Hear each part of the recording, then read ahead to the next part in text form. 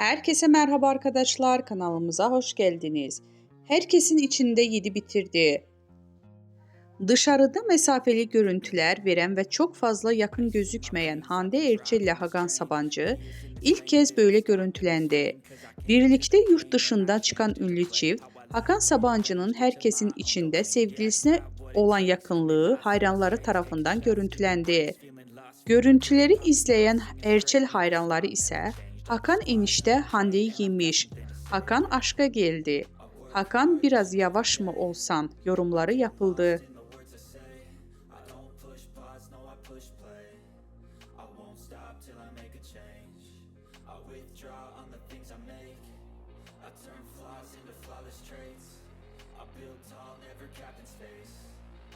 Stop till I hear him say